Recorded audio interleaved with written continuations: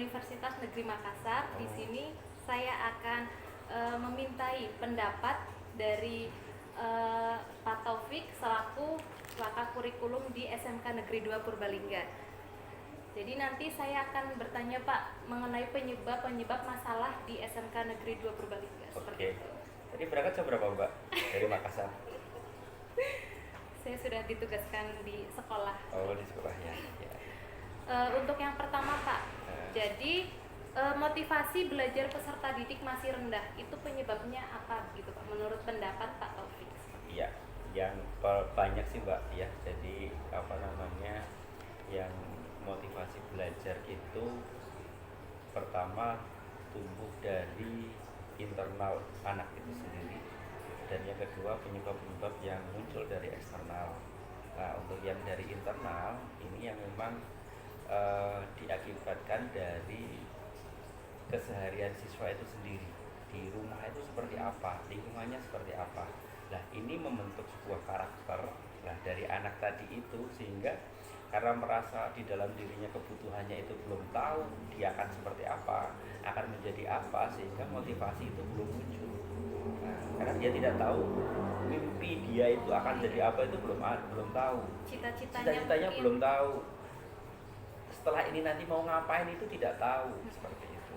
Nah, kemudian dari eksternalnya itu tadi, masyarakat di Purbalingga ini masyarakat rata-rata adalah yang bekerjanya kemudian di lingkungan pabrik yang notabene pendidikannya masih tergolong masih rendah.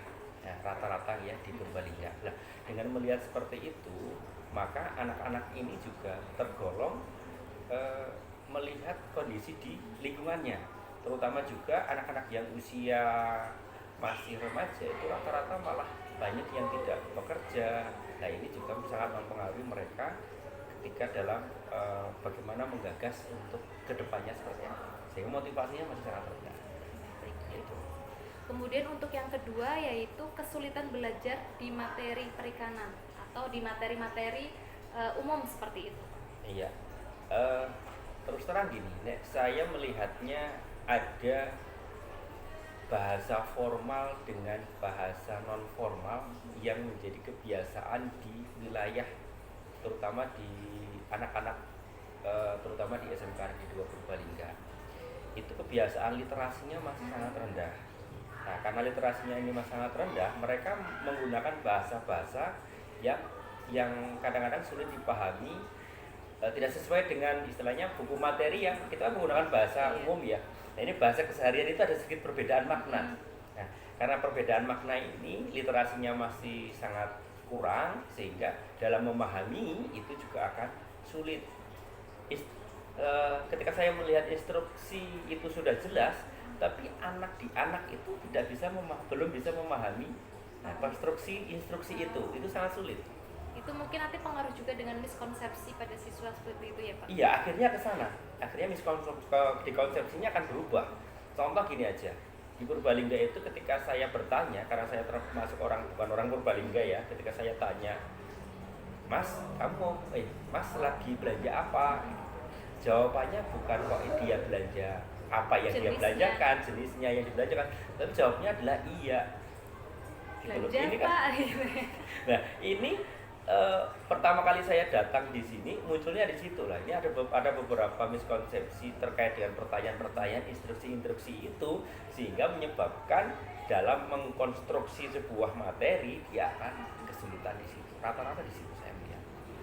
Apalagi di materi perikanan contohnya Pak, banyak bahasa ilmiah. Betul, nah bahasa-bahasa yang mereka tidak familiar. Nah, ini sehingga anak akan kesulitan karena mereka hanya terbiasa dengan satu bahasa saja, satu model. Walaupun orang Purbalingga ketika sudah keluar dari Purbalingga, logatnya sudah berubah. Sebenarnya mudah beradaptasi, tapi karena mereka masih terkungkung di wilayahnya, maka dia belum bisa move on dengan kondisi di luar. Kemudian di sini ada permasalahan peserta didik kesulitan dalam menjalin komunikasi, mungkin antar guru ataupun antar teman seperti itu.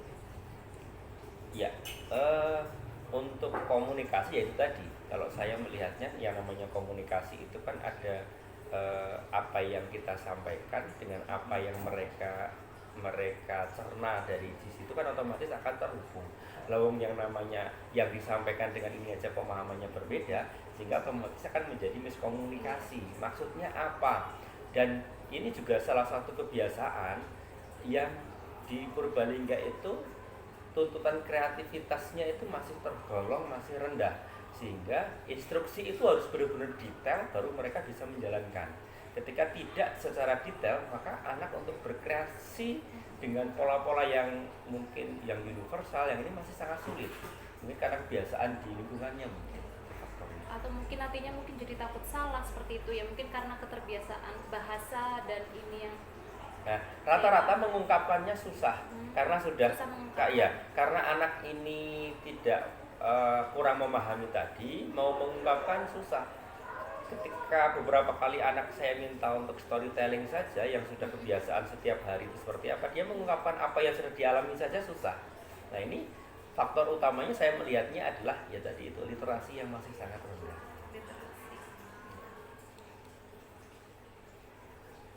Setelah itu ada peserta didik dalam memanfaatkan model pembelajaran itu belum maksimal seperti itu.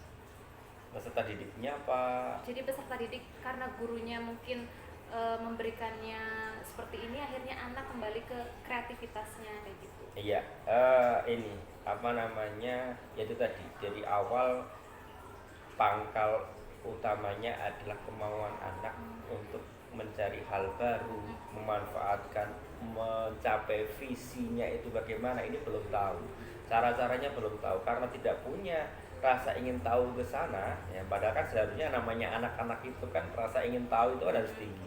Ketika rasa ingin tahu di situ masih sangat rendah, maka otomatis untuk mencapai ke sana pemanfaatan apapun itu akan sulit. Tapi ketika kita sudah mau memanfaatkan sesuatu yang memang ini dibutuhkan, maka otomatis anak itu pasti akan melaksanakan sesuai dengan keinginannya itu. Kemudian ini apa namanya, tanggung jawab yang ketika anak ini sudah menerima instruksi ini belum dilakukan secara maksimal. Jadi anak-anak ini belum mengerti ya tadi ya, belum mengerti tanggung jawabnya masing-masing, sehingga ketika dia harus melakukan A, nah ini dia belum tahu, rasa ingin tahunya, rasa ininya belum muncul. Ketika menanyakan sesuatu itu anak-anak ya sama sekali tidak muncul pertanyaan apa, jadi kan sulit lah untuk karena ya tadi saya melihatnya ketika di awalnya rasa ingin tahu dulu. Kalau kita sudah rasa ingin tahunya itu sudah tinggi, pasti jalan menuju ke endingnya nanti pasti ada. Apa ada ini Pak, dari gurunya mungkin kurang bervariasi dalam mengajar, apakah itu bisa jadi? Itu bisa jadi. Jadi kreativitas guru juga sangat dibutuhkan, kreativitas menyampaikan, memberikan instruksi tadi itu sangat penting.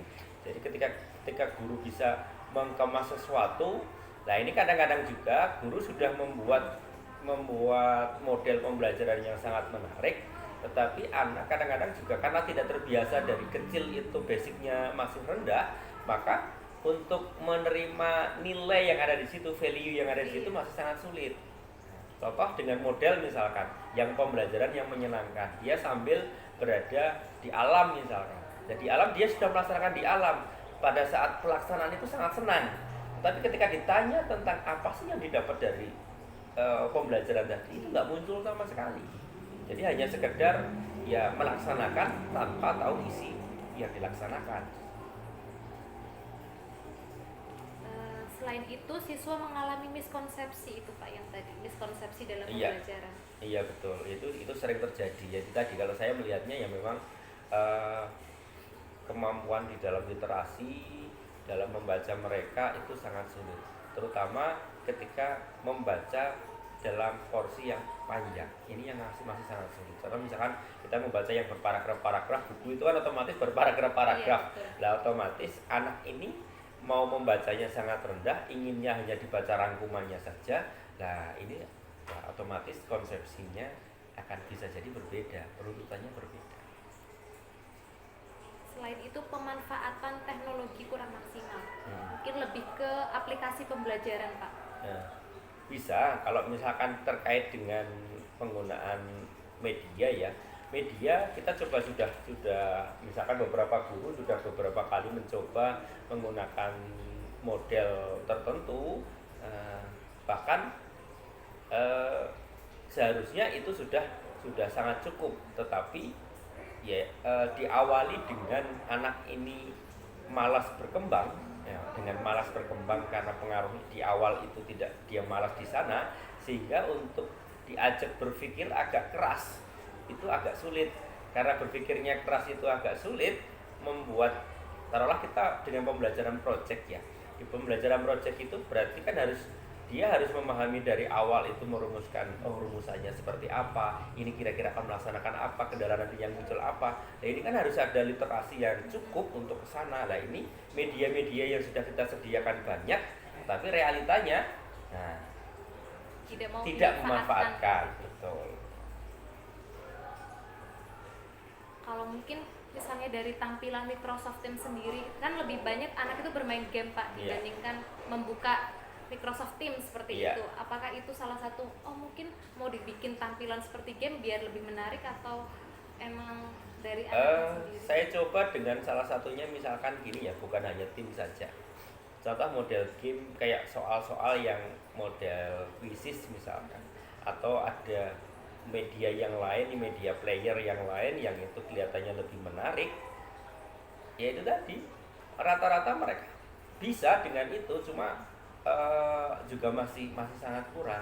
Memang kalau saya melihatnya fokusnya adalah di kemauan anak itu sendiri utamanya, dan juga mungkin dalam membangkitkan motivasi, guru membangkitkan motivasi agar anak itu mau melakukan itu masih sangat sulit. Kemudian ketika anak sudah mau bergerak, mereka kadang-kadang terpentok oleh